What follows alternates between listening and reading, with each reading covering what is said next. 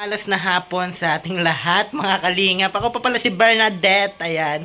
Ngayong hapon na to ay maglalaga tayo ng saging, mga kalingap. I love it, saging.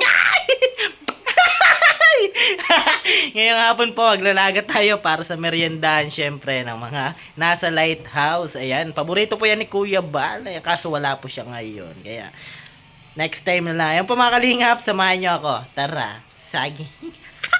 Lingap, so bali ito po yung saging natin, oh. Ang lalaki ng saging.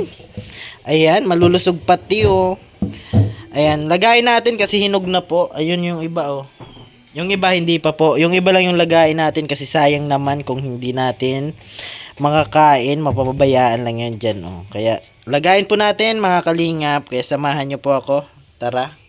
Magbukas ka pa ng tuna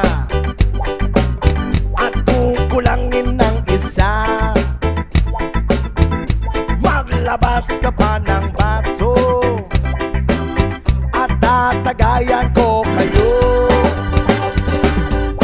Pahingi naman ng yosi at paabot ng Po, natubigan na po natin, mga kalingap po. At saka nalagyan na rin natin ng kunting acidic asin po, mga kalingap po.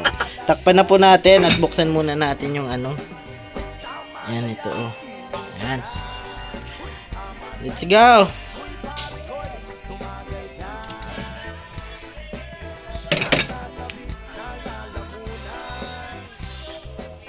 Ayan. Okay na po ito, mga kalingap po. Ayan. Sarap nito, mga kalingap. Ito po yung paborito ni Kuya Bal. Ang hinaga na saging, tsaka ni Ma'am Edda. Meriendahan po, mga kalingap. Sarap niyan. Hanggang dito na lang po muna, mga kalingap. Abang-abang na lang ulit kayo sa mga next upload po natin. Ayan, oh. Bango. Yan, sa mga di pa po dyan nakapag-subscribe sa aking YouTube channel, pasubscribe po, Kuya Ken's TV. At syempre palaging salamat sa ama ng Kalingap, Kuya Bal Santos Matubang, Ate Edna Vlog at Kalingap Rab. Lagi ko pong sinasabi, tumulong tayo sa iba kahit tayo